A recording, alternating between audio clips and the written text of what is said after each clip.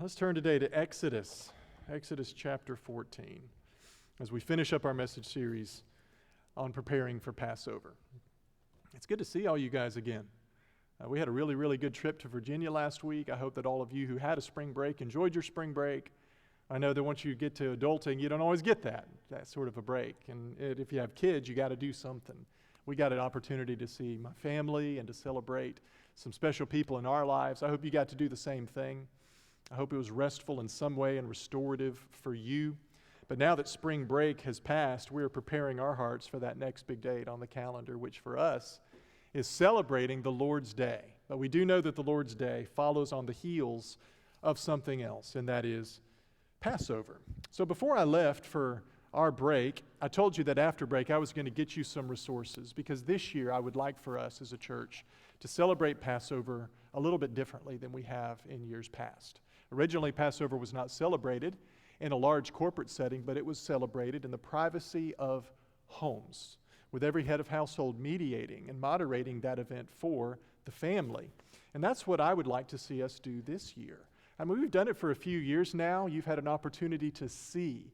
And so this year, I would like to offer you the opportunity to participate in the privacy of your own home with friends that you might choose to invite to celebrate Passover.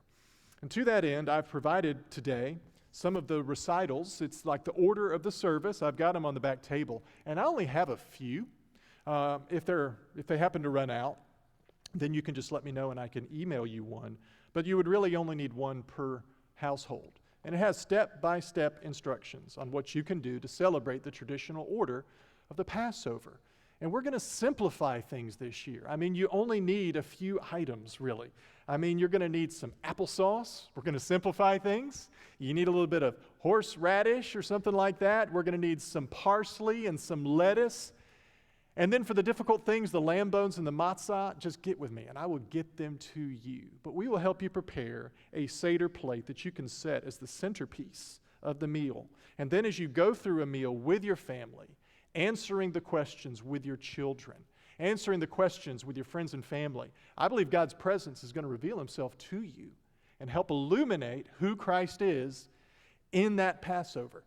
And so I just want to encourage you to step outside of your comfort zone, because I know that for many things that are more ceremonial or official, you sort of rely on me as your pastor to do those things, to officiate the Lord's Supper, to preach sermons, to baptize.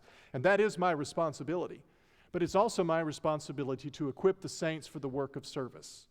And men, no one can lead your home but you. That is a responsibility that God has given to you. And that's not like some macho thing where we bow up and act like we're all bad. No, we take on the posture of a servant, because that's what Jesus did. He washed feet. And that was the pattern and the example he set. So I want to encourage you to step out of your comfort zone and do this. Do this with your family. Do this for your family. And I believe God's going to expand you. I think he's going to grow you. And I'm here to walk alongside you in that process. So again, I know it's a big ask. It's a lot to request. But I believe it's important. And I believe it's helpful. We don't do this because we have to. I don't believe that there's a biblical requirement that we do this, but I believe it is so very enriching. And if that's going to be something, could be something enriching for your family, let's do that this year. So grab your order from the back table as you leave, pray about it, think about it, we'll talk about it, and we'll see God do some pretty great, amazing stuff. All right? So today we're going to finish up our message series on preparing for Passover. And just to give you an idea of where we're going, next week as we gather together as a church, we're going to set our minds and our hearts on Jesus and his sacrifice, because it's going to be Holy Week. And we're going to be preparing in that way to remember his death. So next week we're going to be receiving the Lord's Supper together. You're not going to want to miss next Sunday, because that's something that we will be doing. But today we finish up in Exodus before next week when we jump into the New Testament and see how all of these things are fulfilled in Jesus Christ. So Exodus 14, I want to read a few passages, or a few verses with you, and then we're going to see what God has to say to us through his word. Beginning in verse 5, it says, "When the king of Egypt was told that the people had fled, Pharaoh and his servants had a change of heart toward the people. And they said, 'What is this that we have done, that we've let Israel go from serving us? So he made his chariot ready and took his people with him, and he took 600 select chariots and all the other chariots of Egypt with officers all over them.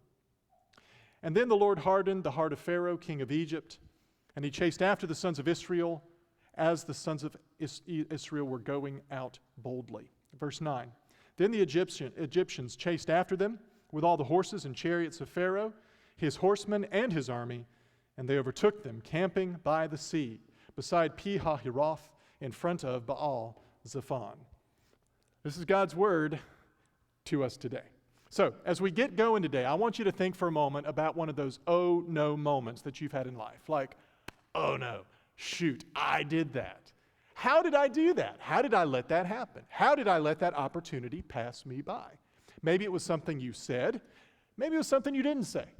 Maybe it was something you did. Maybe it's something you did not do. But the moment that you did it, you knew that you made a mistake. I think some of the best moments in our lives are those moments that we knew were there and we actually seized them and they were for our good. It was like that moment when your heart's just fluttering and racing, but you still walk up to that other person and you initiate the conversation. And aren't you so glad today that you did? Because something really, really great started there. It's like that moment when you were afraid and unsure about your future. You knew what you needed to do. You didn't know if you could do it, but you went ahead and you enrolled for school. It's like, I'm going to do this because I believe in God's grace, I can do this. And there's nothing worse than looking back at stuff and saying, man, I really wish that I had, or I really wish that I hadn't. And one of the reasons we come to church is because we're looking for some wisdom from God on the things that we need to do, the things we need not to do, so we don't have to live with that kind of regret, with that kind of worry, but instead we can embrace the future with boldness and confidence. But it's so hard to do that when you ain't got God in your life.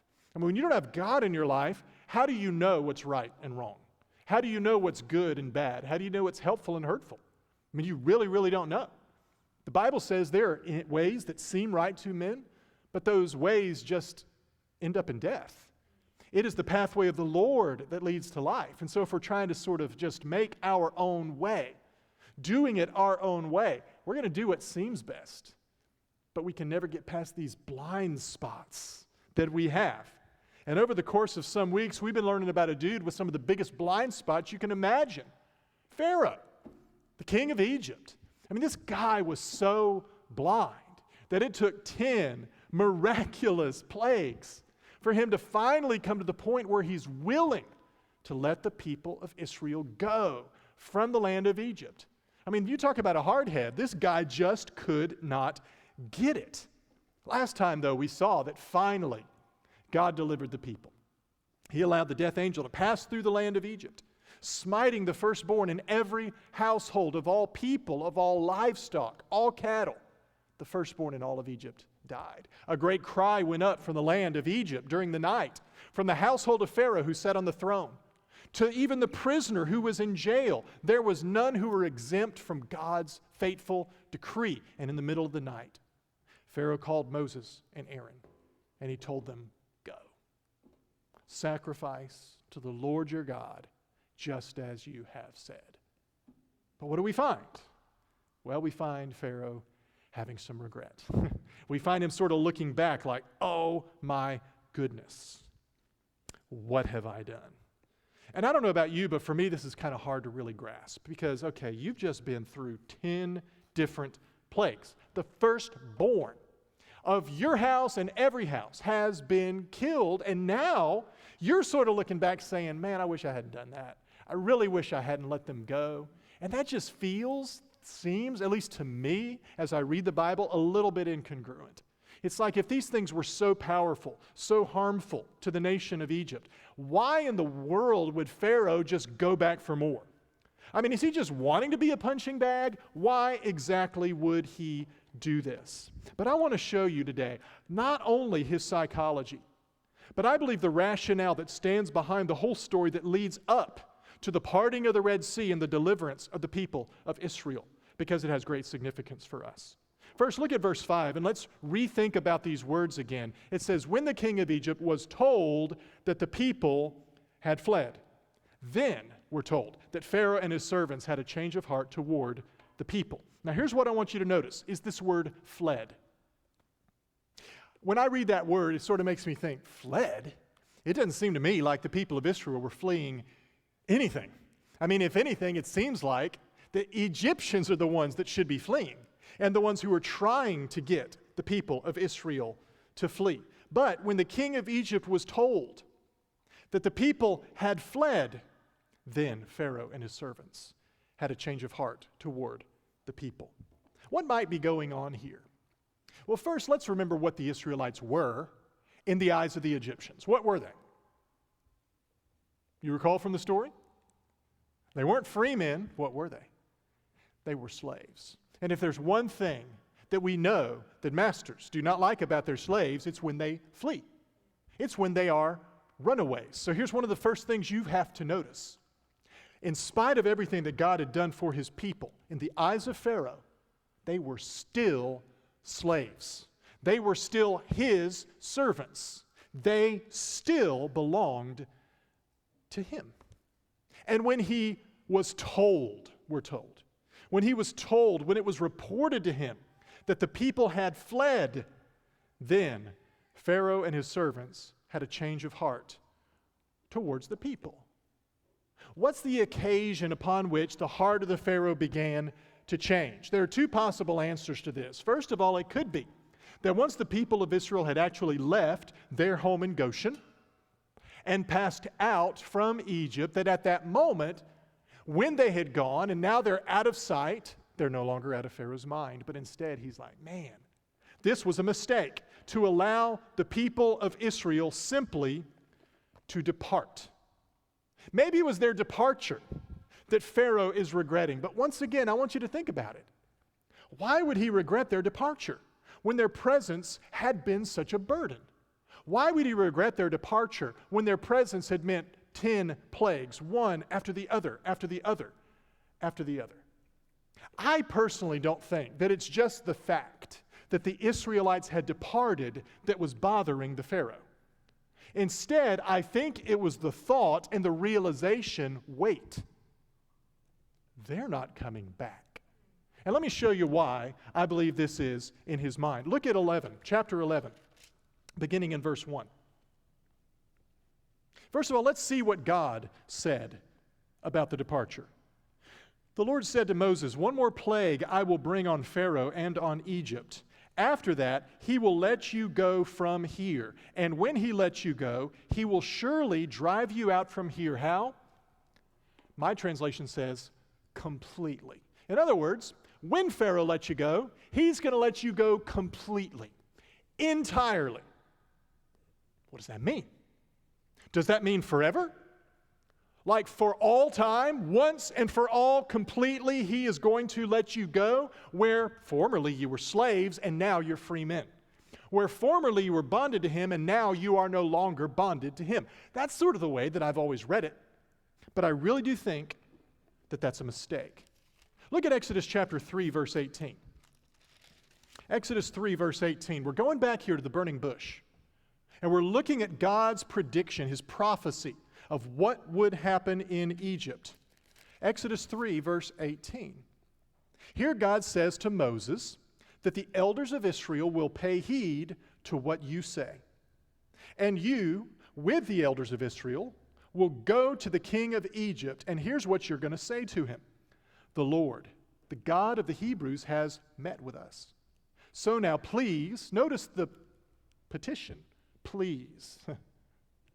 Let us go, how long? For 3 days. Let us go a 3 days journey into the wilderness so that we may sacrifice to the Lord our God. What was the petition that had been brought to Pharaoh? Please, O king, let us go a 3 days journey into the wilderness to sacrifice to the Lord our God. Not, please, let us leave your land and no longer be your slaves and your subjects, but please, let us go into the wilderness a 3 days journey that we may offer sacrifices to our God. Look at Exodus 5:3. This is the message that Pharaoh actually heard. Exodus 5:3. Moses and Aaron come before Pharaoh, and here's what they say. The God of the Hebrews has met with us. Please, let us go a 3 days' journey into the wilderness that we may sacrifice to the Lord our God. Otherwise he may fall upon us with pestilence or with the sword.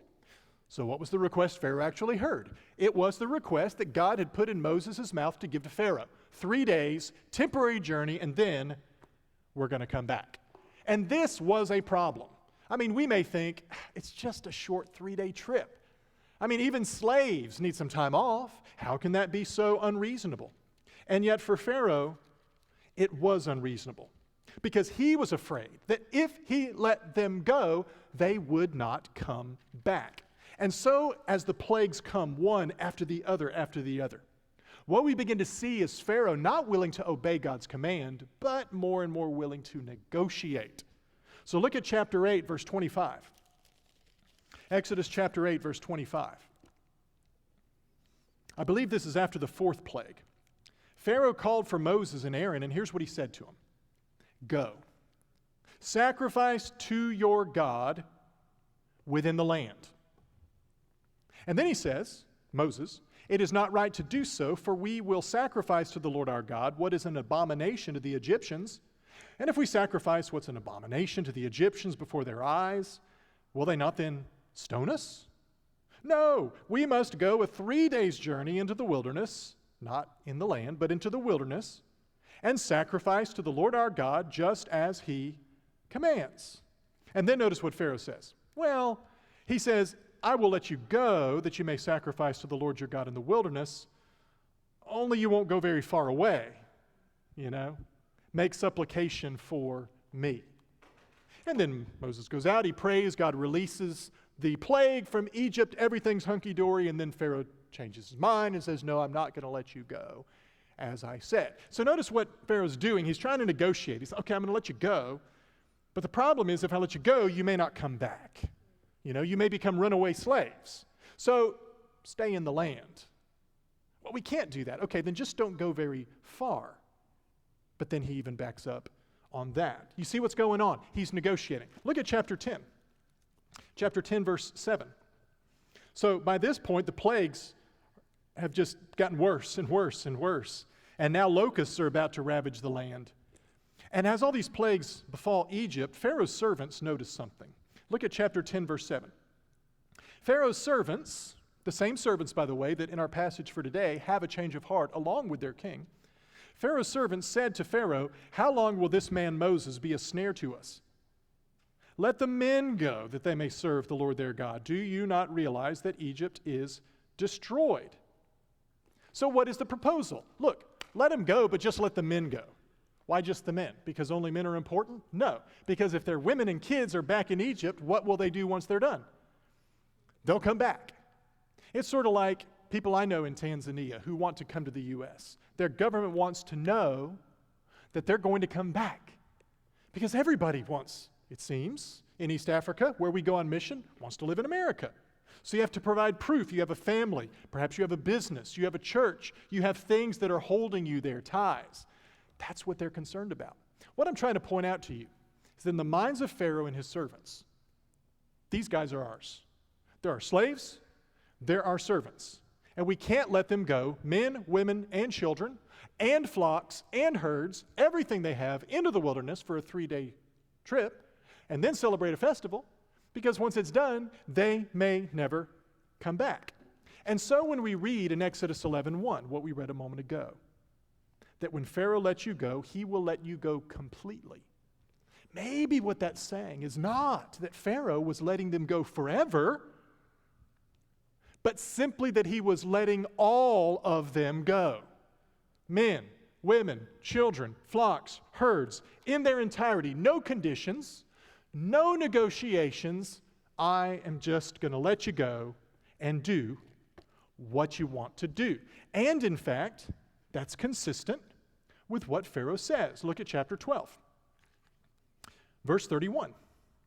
After the plague of the firstborn, we're told that Pharaoh called for Moses and Aaron at night and said, rise up, get out from among my people, both you and the sons of Israel, and go worship the Lord as you have said. Take both flocks and herds as you have said, and go and bless me also. he lets them go completely.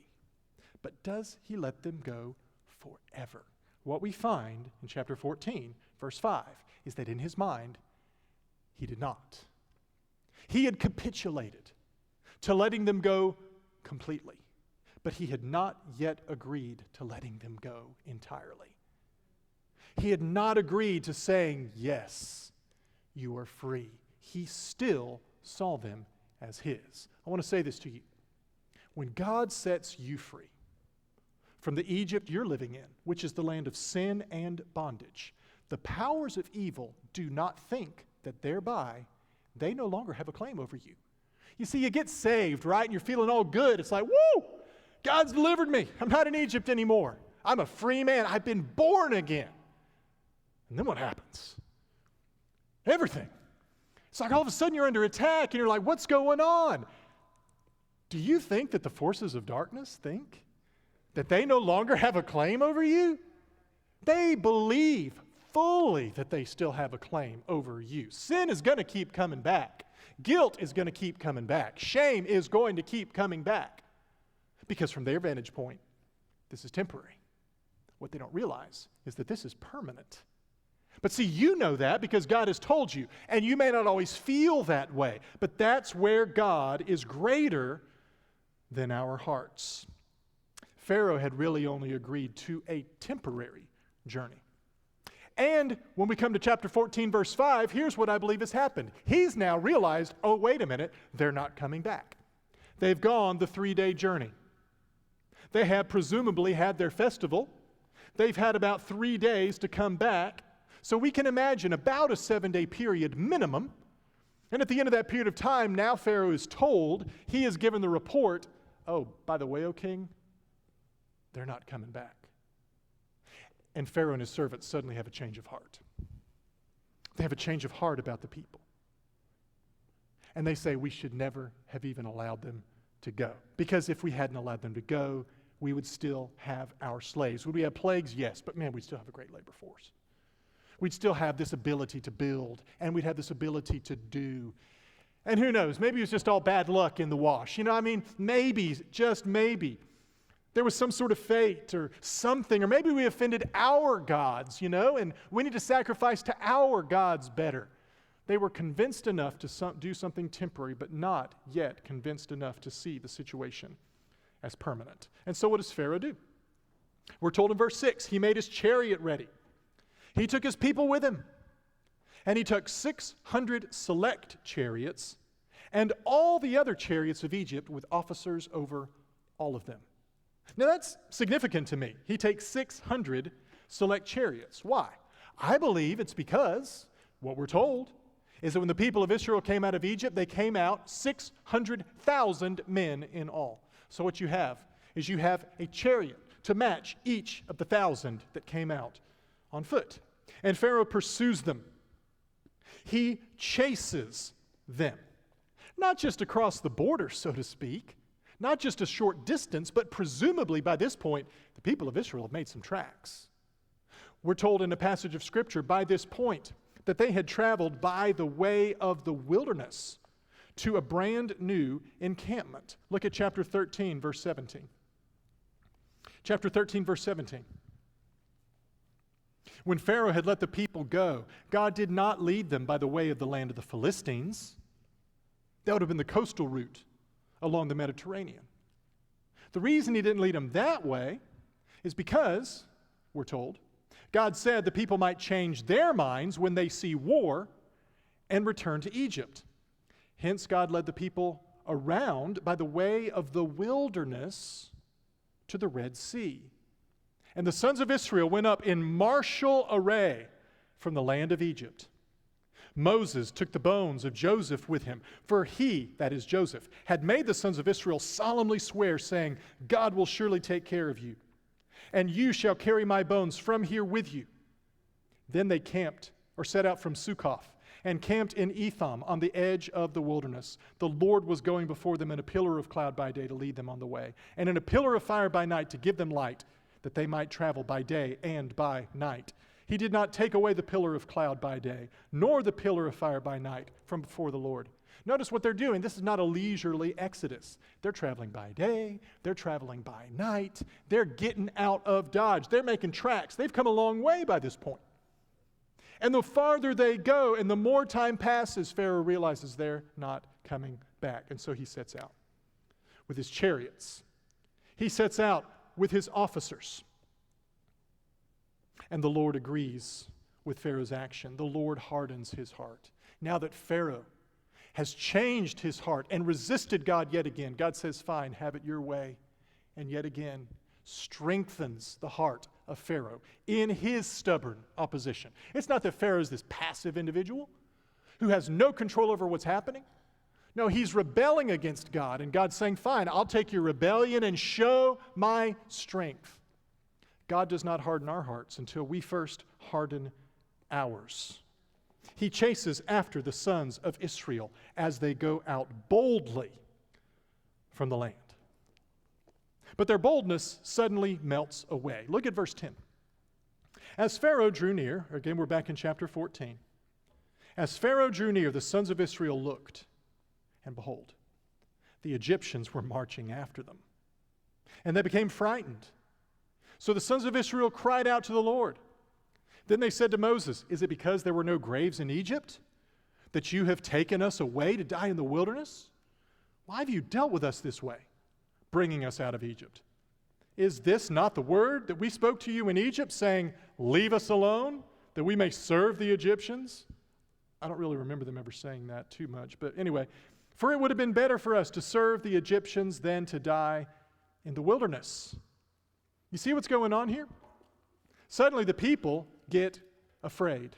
They get scared. We see Pharaoh now drawing near with his chariots to the sons of Israel. And as the Egyptians draw near, the people of Israel are overtaken with fear.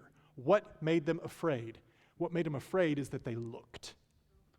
They looked. Did you see that in verse 10? We're told that as Pharaoh drew near, the sons of Israel looked, and they became frightened. When do we get scared? Well, it's when we look, with our eyes. Close your eyes, Just close your eyes and jump. Don't look at how far you're going to be jumping off the diving board. Just close your eyes. Have you ever been told that or maybe said that? I mean, if you're afraid, sometimes it's good to sort of just close your eyes, especially if it's what we would call an irrational fear. But the people of Israel see with their eyes. Not the eyes of faith, but with their physical eyes. And what they see with their physical eyes. And suddenly the victory they had, it's gone. Again, this is us. We're delivered, saved, born again, regenerated, redeemed. Everything's going great. And then one day, after hard labor and journey, we turn and look and there they are. There it is. The same habit, the same addiction, the same tendency, the same sort of shaming, the same harmful relationship. It's like it's all coming back, and we look with our eyes. Instead of looking with the eyes of faith, and what are we filled with? We're filled with fear. I'm not trying to chide you or anything. This is me, this is you, this is us. In our humanity, this is what we do. And at that moment, they begin to wish they had never left. Man, I wish I was still a slave. At least I would know what to expect. At least I wouldn't have to be looking down the barrel of this gun. At least I wouldn't be facing the possibility of it being worse. I mean, it wouldn't have been great, but now it's going to be even worse than it was, because when they capture me and take me back, do you think they're going to be as kind to me as they were before, even though they weren't very kind to begin with? No, it's going to be harder. It is going to be more difficult. Didn't we just say to you, Moses, leave us alone so we can serve them? Instead of serving the Lord our God?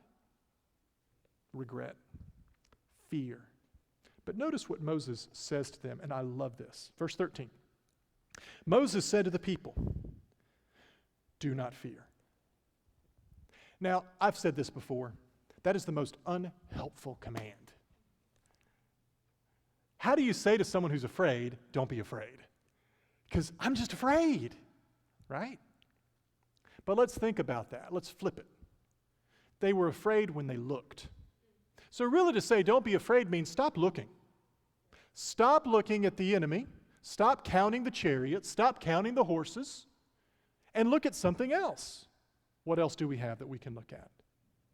We fix our eyes on Jesus, the author and the high priest of our confession. Is this escapism and denial? No, this is the new reality that we're born into. If you're a Christian, you are dead to the world. All that stuff coming after you doesn't own you anymore. You're not its slave. You still feel that way. You still think that that might be the case, but it is not. God says, you now belong to me. So instead of looking at all that and being afraid, look at me, and suddenly you're going to find peace and hope. You're going to find faith. It ain't going to be perfect because you're not perfect, but I am perfect. And I'm going to hold on to you in the middle of all of that, even though you are weak. So Moses says to the people, don't be afraid. Instead, stand. Stand by. Now, this is good. He doesn't say stand against. He doesn't say, you get out there. Come on, Pharaoh. Let's do this. Think about the Lord's Prayer. Pray this way. Lead us not into temptation, but deliver us from the evil one. You see, being a Christian, being a follower of Christ is not about standing out there against the devil and the demons and all of this stuff that has in the past overwhelmed you and say, just, bring it. Newsflash, the devil's stronger than you are. The flesh is stronger than you are. You put yourself in the position of temptation, and I tell you what's probably going to happen. You're probably going to fall. That's why David ran when he was smart. He ran instead of staying. It's when he stayed that he got in trouble, right? So, stand by, Moses says. So stop looking at them, look at God. Stand by instead of standing against them, or instead of running, just stand by here and do what? And see. See the salvation of the Lord, which he will accomplish for you today. Salvation, church, is something we see. I want you to think about this. Maybe you've never considered it, but salvation is not just something I feel. Salvation is something I see. It is a reality that with the eyes of faith we see. We put way too much weight in our feelings, our moods, our attitudes. Those things change. Mine change they're probably going to change in 5 minutes. But here Moses says, stop being afraid, stand by, and look at something else. Instead of looking at them, look at the salvation that the Lord will accomplish. It ain't here yet, but he's about to accomplish it if you'll stand by and not run. If you'll stand by and not stand against. If you'll just stand in this really uncomfortable, liminal, in-between space of not fighting it and not running from it, but standing by and waiting on the Lord, you're going to see salvation. And so our sanctification looks like this. Standing by in that in-between, the rock, the hard place, knowing that we are not going to be crushed. Notice what else Moses says. For the Egyptians whom you have seen today, you will never see them again. What looks so scary and so bad, you're never even going to look at that again. For, verse 14, the Lord will fight for you while you keep silent. You don't have to fight your battles. We think, I fought my battles, or I was just a victim when I was lost, and now that I'm a Christian, I fight my battles. Really, God's still fighting our battles. We just know it, and we're aware of it. So, when we put our faith and trust in God, we say that, hey, the battle, the trial that's coming, I know God is the only one that can win it, and so I'm going to wait on the Lord. Moses is calling them to a renewed, sanctified mind. And if you wait, you'll never see him again. Well, let's finish this up. Verse 21. There's so much I could talk about, but I want to get to the conclusion here. Verse 21. Then Moses stretched out his hand over the sea. Now remember, there's no power in Moses' hand, but what is in his hand? The staff of God. And so it's not Moses' hand that's powerful, but it's the staff which is a symbol of God's authority and power that is powerful. So Moses stretched out his hand over the sea. And what does the Lord do? The Lord swept the sea back by a strong east wind all night and turned the sea into dry land so that the waters were divided. The sons of Israel went through the midst of the sea on the dry land, and the waters were like a wall to them on their right hand and on their left. One of the most vivid images in the Bible. I remember growing up as a kid and seeing pictures of people walking through this big dirt path with like 1,000 feet of water on both sides. And that's the way I've always seen this Exodus. But that has come into such doubt and disrepute. Instead, there are many today that would say, no, this is not a deep water crossing through a mighty sea. But instead, there were these freshwater lakes, or actually saltwater lakes that were sort of on the border of Egypt. They were kind of marshy, maybe waist deep or whatever. And what God really did is through natural phenomena, there was a really, really strong wind that began to blow across these lakes. And as it blew across these lakes, sort of like a storm surge, it caused the water to sort of pile up in this funny way, and for the floor of that lake to get sort of dry enough where they could make it through. And by the time they get through and the Egyptians go through in their chariots, the water begins to come back, and now they're bogged down in this sort of mud, and they can't get to the Hebrews, and now the Hebrews are free. This is the modern naturalistic explanation of this. And so basically, this interpretation is calling you to believe in a very different miracle than the one of the Bible, namely that the Egyptians drowned in about 5 feet of water. This is not what the Bible is depicting. The Bible's not depicting some shallow water crossing. We've just seen that the problem in Pharaoh's eyes is not that the people, oh my gosh, have just now left, but only that now a period of time has passed and they're not coming back. And in that time, they've been traveling day and night and day and night. They are miles away at this point. They're probably at the Gulf of Aqaba, on the other side of the Sinai Peninsula, looking at 1,000 feet of water in front of them. I don't know what you believe that God's capable of in the physical, natural world, but the picture of Exodus is of a time and a period when people believed that God was so sovereign over the natural world that he could actually cause waters to part.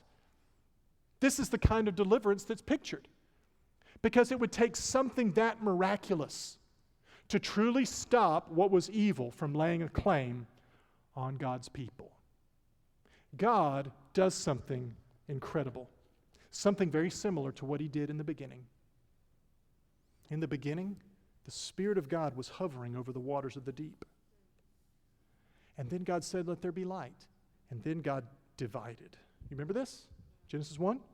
He divided the waters. The waters above, he calls sky. The waters below, he calls seas. What's God doing in chapter 1 of Genesis? He's creating a world. Through his Spirit, his wind, he's dividing waters. Then what comes out of the sea on the third day? Dry land. What comes about as a result of God's Spirit here in Exodus 14 blowing over the sea? Dry land. What's the writer telling us? In the beginning, God created a world. Here, he's creating a people for his own possession, called to be a kingdom of priests, a holy nation. The same intervention that it took at the creation of the world is now in play in the creation of a great people. That's the power that we saw on display on the cross. When Jesus hung there and died, all of the power that was there in the beginning, where God said was in Jesus the Word, and it took that kind of power. It took that kind of a miracle so great that a dead man came to life. That doesn't happen, y'all. That doesn't happen any more than seas part with 1,000-foot water on both sides. And yet the faith of Israel and our Christian faith are both predicated on miraculous events. And as Paul said, if Christ has actually not been raised from the dead, we of all men are most to be pitied. If what we believe is based on a fabrication and an invention, hey, it may be great for us, it may help us get through life, but there is no hope in it.